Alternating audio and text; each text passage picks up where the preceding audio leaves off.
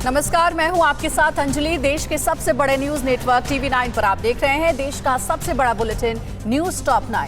Top 9 में सबसे पहले बात देश के बजट की करेंगे।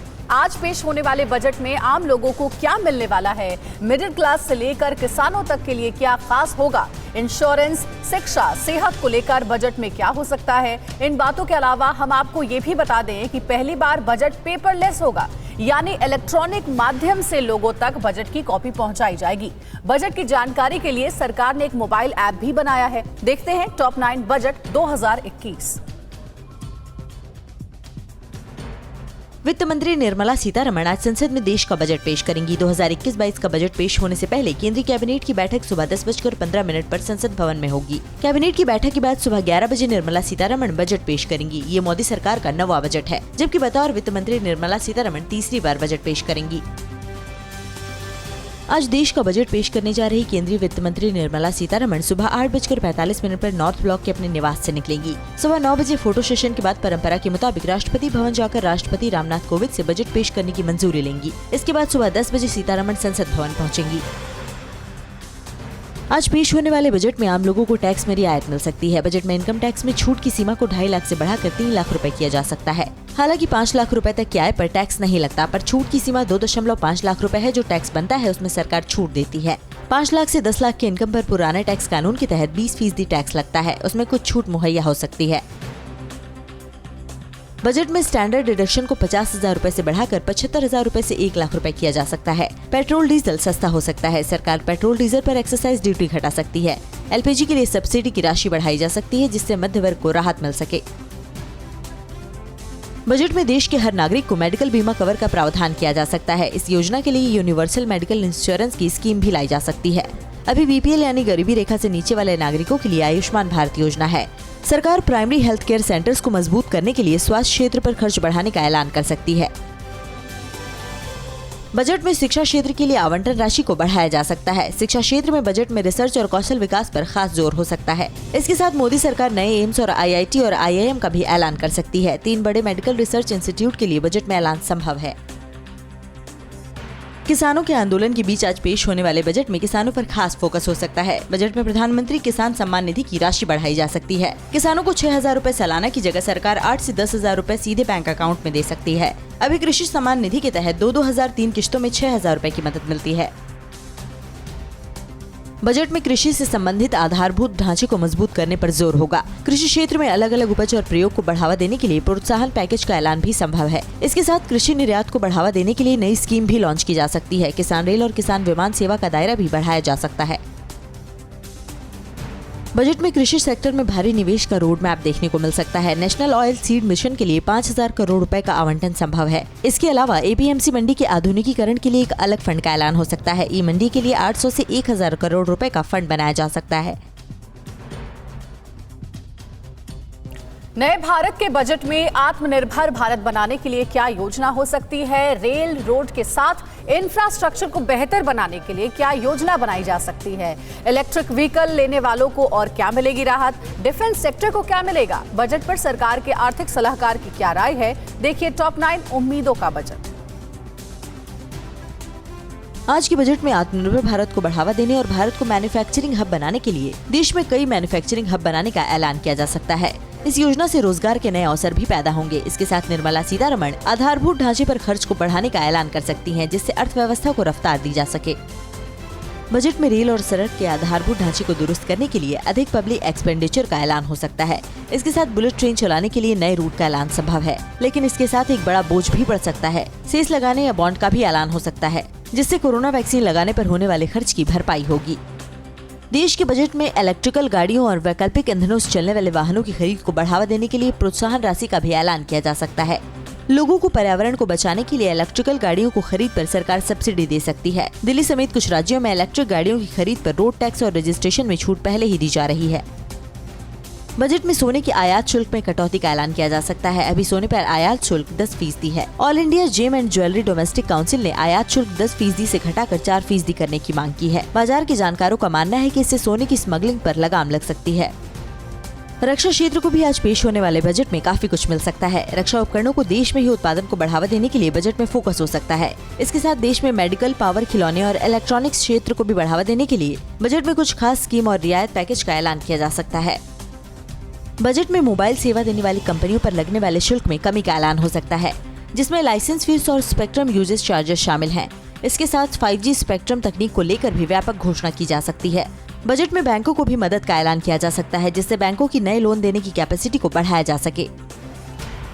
देश के मुख्य आर्थिक सलाहकार केवी सुब्रमण्यम ने कहा कि इंफ्रास्ट्रक्चर और हेल्थ सेक्टर में सुधार की जरूरत है।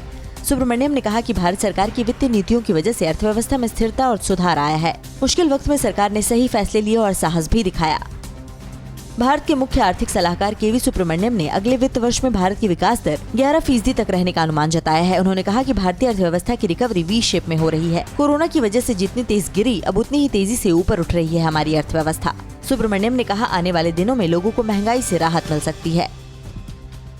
बजट से ठीक पहले अर्थव्यवस्था के लिए अच्छी खबर आई है। जनवरी में करीब 1,20,000 करोड़ रुपए का रिकॉर्ड जीएसटी कलेक्शन हुआ है। ये जीएसटी लागू होने के बाद अब तक का सबसे बड़ा कलेक्शन है। पिछले साल इसी महीने जीएसटी कलेक्शन की तुलना में करीब 10,000 करोड़ रुपए ज्यादा का राजस्व मिला है।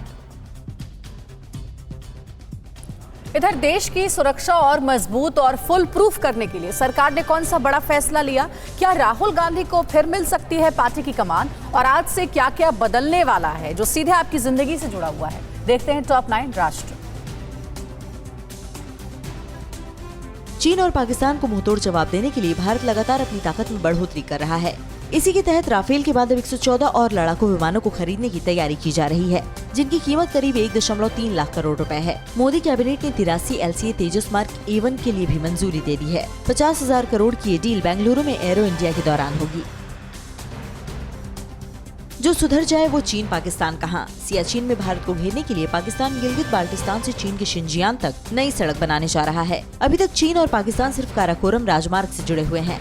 ठंड में बर्फबारी की वजह से ये रास्ता बंद हो जाता है। ऐसे में पाकिस्तान नई सड़क से पूरे साल चीन तक सप्लाई रूट को खोले रखने की तैयारी में है। जम्मू कश्मीर के राजौरी में सुरक्षा बलों ने सर्च ऑपरेशन के दौरान आतंकी ठिकाने का भंडाफोड़ किया है। सेना और पुलिस की ज्वाइंट टीम ने यहां से बड़ी संख्या में हथियार बरामद किए हैं। दरअसल सुरक्षा बलों को जानकारी मिली थी कि राजौरी के खवास इलाके में आतंकी गतिविधियां हो रही हैं, जिसके बाद ये कार्रवाई की गई।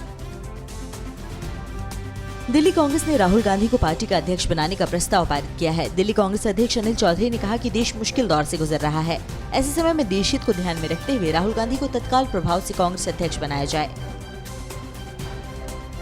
पश्चिम बंगाल में आरजेडी ममता बनर्जी के साथ गठबंधन कर सकती है। आरजेडी नेता श्याम रजक और अब्दुल बारी सिद्दीकी आज सुबह 11 बजे ममता बनर्जी से मुलाकात करेंगे। इससे पहले दोनों नेता रविवार को प्रशांत किशोर से मिले थे। पश्चिम बंगाल में इसी साल विधानसभा चुनाव होने हैं। देश भर में आज से पूरी कैपेसिटी यानी 100% क्षमता के साथ सिनेमा हॉल खोले जा सकेंगे। केंद्र सरकार ने इसकी मंजूरी दे दी है। इसके लिए एसओपी भी जारी कर दी गई है। सूचना और प्रसारण मंत्री प्रकाश जावड़ेकर ने कहा कि 2 शो के बीच में थोड़ा समय रहेगा ताकि भीड़ न हो। उन्होंने कहा कि सैनिटाइजेशन और कोरोना प्रोटोकॉल का पालन करना होगा। देश में आज फिर से IRCTC की ई-कैटरिंग सेवा शुरू हो गई है। हालांकि अभी ये सुविधा चुनिंदा स्टेशनों पर ही मिल रही है। कोरोना वायरस की वजह से पिछले साल मार्च में ट्रेन में ई-कैटरिंग की सुविधा बंद कर दी गई थी। इसके अलावा मुंबई में आम लोगों के लिए उपनगरीय रेल सेवाओं को भी बहाल कर दिया गया है। देश में आज से रसोई गैस महंगी हो सकती है। दरअसल अब तेल कंपनियां हर महीने की पहली तारीख को रसोई गैस सिलेंडर और कमर्शियल सिलेंडर के रेट तय करती हैं। ऐसे में कंपनियां आज कीमतें बढ़ाने पर फैसला ले सकती हैं। अगर ऐसा हुआ तो एक बार फिर आम आदमी को महंगाई का झटका लग सकता है। फिलहाल दिल्ली में सब्सिडी वाले 14.2 किलो की गैस सिलेंडर की कीमत 694 रुपए है। प्रधानमंत्री नरेंद्र मोदी 7 फरवरी को एक दिन के दौरे पर पश्चिम बंगाल जाएंगे। वे यहां हल्दिया में पेट्रोलियम मंत्रालय और सड़क परिवहन विभाग की 3 परियोजनाओं का उद्घाटन करेंगे, जिनकी लागत करीब 5,000 करोड़ रुपए बताई जा रही है। पीएम मोदी का 15 दिन में ये दूसरा बंगाल दौरा होगा। बात किसानों की करेंगे। किसानों के आंदोलन वाली जगहों पर सुरक्षा क्यों बढ़ाई गई है? किसानों को आंदोलन वाली जगह तक ही सीमित रखने को लेकर सरकार की और क्या तैयारी है? क्या ट्रैक्टर परेड में शामिल होने वालों में से 100 लोग लापता हो गए? सुखबीर बादल ने टिकैत से मुलाकात के बाद क्या कहा? देखते हैं टॉप 9 किसान वर्सेस सरकार। दिल्ली के सिंघू बॉर्डर पर सुरक्षा के इंतजाम और कड़े किए जा रहे हैं ताकि हालात को काबू में रखा जाए। पुलिस ने जहां पहले लोहे के बैरिकेड्स लगाए थे तो वहां अब मोटे मोटे पत्थरों को सीमेंट और लोहे से सील करके स्थायी बैरिकेड बनाए जा रहे हैं। कुछ दिन पहले यहां स्थानीय लोगों ने 26 जनवरी को लाल किले पर हुई घटना के विरोध में तोड़फोड़ की थी। दिल्ली पुलिस ने टिकरी बॉर्डर पर सड़क खोद दी है ताकि कोई ट्रैक्टर दिल्ली की तरफ ना जा सके। इसके अलावा टिकरी बॉर्डर पर सुरक्षा के कड़े बंदोबस्त किए गए हैं। यहाँ दिल्ली पुलिस और अर्धसैनिक बलों के जवान भी तैनात हैं। संयुक्त किसान मोर्चा ने दावा किया कि गणतंत्र दिवस पर ट्रैक्टर परेड के बाद 100 से ज्यादा लोग लापता हैं। संयुक्त किसान मोर्चा ने मामले की जांच के लिए 6 सदस्यों की समिति बनाई है जो लापता लोगों की जानकारी इकट्ठा करेगी। 26 जनवरी को किसानों की ट्रैक्टर परेड के दौरान काफी हिंसा हुई थी। किसानों की ट्रैक्टर परेड हिंसा मामले में दिल्ली पुलिस एक्शन में है। पुलिस ने किसान नेताओं समेत 50 और लोगों को नोटिस भेजा है। इसके अलावा हिंसा के दौरान इस्तेमाल किए गए कुछ ट्रैक्टरों की भी पहचान कर ली गई है। दिल्ली पुलिस ने इससे पहले 44 लोगों को नोटिस जारी किया था। कृषि कानून पर शरद पवार के सवाल उठाने पर कृषि मंत्री नरेंद्र सिंह तोमर ने कहा कि मुझे लगता है कि उनके सामने गलत तरीके से तथ्य पेश किए गए हैं। नई व्यवस्था में मंडियां प्रभावित नहीं हो रही और वे कृषि सुधारों के प्रति अपना रवैया बदलेंगे। शरद पवार ने कहा था कि नए कृषि कानून एमएसपी पर बुरा असर डालेंगे। शिरोमणि अकाली दल के अध्यक्ष सुखबीर सिंह बादल ने गाजीपुर बॉर्डर पर भारतीय किसान यूनियन के नेता राकेश सिंह टिकैत से मुलाकात की। सुखबीर सिंह बादल ने कहा कि हमारी पार्टी और सारे किसान राकेश टिकैत के साथ हैं। वो किसानों की लड़ाई लड़ रहे हैं। उन्होंने कहा कि प्रधानमंत्री नरेंद्र मोदी को किसानों की बात सुननी ही चाहिए। पंजाब के मुख्यमंत्री कैप्टन अमरिंदर सिंह ने किसान आंदोलन को समर्थन देने के लिए 2 फरवरी को सर्वदलीय बैठक बुलाई है। पंजाब सरकार ने आरोप लगाया कि राज्य के किसानों को दिल्ली बॉर्डर के प्रदर्शन स्थलों पर पुलिस पीट रही है और गुंडे उन पर हमला कर रहे हैं। हरियाणा सरकार ने मोबाइल इंटरनेट और एसएमएस सर्विस पर लागू पाबंदी को आज शाम 5 बजे तक बढ़ा दिया है। हरियाणा के अंबाला, कुरुक्षेत्र, करनाल, पानीपत, हिसार, जिंद, रोहतक, भिवानी, सिरसा, सोनीपत, झज्जर समेत कई जिलों में मोबाइल इंटरनेट और एसएमएस सर्विस आज शाम 5 बजे तक बंद रहेगी। आम आदमी पार्टी ने पंजाब सरकार से दिल्ली बॉर्डर पर प्रदर्शन कर रहे किसानों को पुलिस सुरक्षा देने की मांग की। आम आदमी पार्टी पंजाब के सह प्रभारी राघव चड्ढा ने मुख्यमंत्री कैप्टन अमरिंदर सिंह को पत्र लिखकर कहा कि जहां शांतिपूर्ण प्रदर्शन हो रहे हैं वहां पंजाब पुलिस की तैनाती की जाए। वहीं पंजाब सरकार ने इस मांग को बेतुका और तर्कहीन बता दिया। बिहार में इंटर की परीक्षा के लिए क्या नियम बनाए गए हैं? मध्य प्रदेश में कहा मंत्री जी ने तहसीलदार को भरी सभा में किया सस्पेंड। और चेन्नई एयरपोर्ट पर कितने करोड़ का सोना पकड़ा गया है? देखते हैं टॉप 9 देश प्रदेश। आज से दिल्ली यूनिवर्सिटी के सभी कॉलेज फाइनल ईयर के स्टूडेंट्स के लिए खुल रहे हैं। कॉलेज में पूरे स्टाफ को बुलाया जाएगा। फिलहाल कॉलेज सिर्फ फाइनल ईयर के स्टूडेंट्स के लिए खोले जा रहे हैं। इस दौरान कोविड के लिए जारी सभी गाइडलाइंस का पालन किया जाएगा। बिहार में आज से इंटर की परीक्षा शुरू हो रही है। परीक्षा देने के लिए छात्रों को 10 मिनट पहले परीक्षा केंद्र पहुंचना होगा। बिहार परीक्षा बोर्ड ने कहा है कि 10 मिनट पहले पहुंचने वाले छात्रों को ही परीक्षा देने की इजाजत मिलेगी। परीक्षा शुरू होने के बाद आने वाले छात्रों को परीक्षा केंद्र में घुसने की इजाजत नहीं होगी। पश्चिम बंगाल के हावड़ा में टीएमसी कार्यकर्ताओं पर बीजेपी के कार्यकर्ताओं की पिटाई का आरोप लगा है। टीएमसी कार्यकर्ता डोमजुर विधानसभा में राजीव बनर्जी के खिलाफ रैली निकाल रहे थे, तभी उन्हें कुछ बीजेपी समर्थक दिख गए। आरोप है कि उसके बाद टीएमसी कार्यकर्ताओं ने बीजेपी कार्यकर्ताओं की पिटाई की।